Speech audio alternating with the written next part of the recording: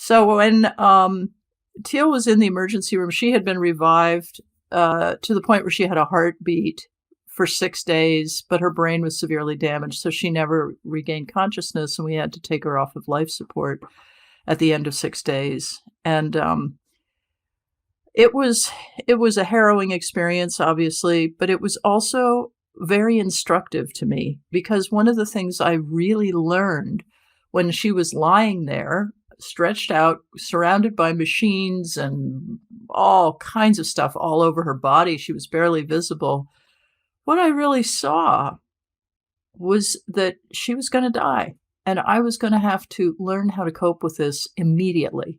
And I was going to have to become a much stronger person than I actually was, because behind all that overwork and rushing around and accomplishment and money and all of that was a lost, frightened, just completely dumbfounded little person.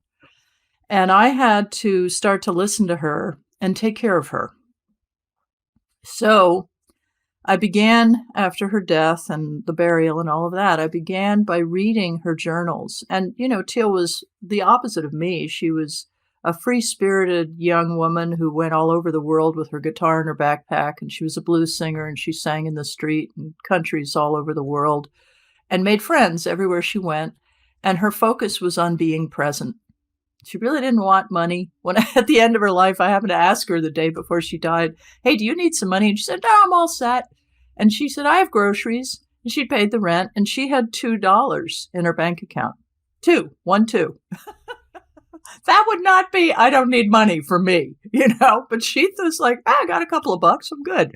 So, honestly, I learned a lot about what really matters.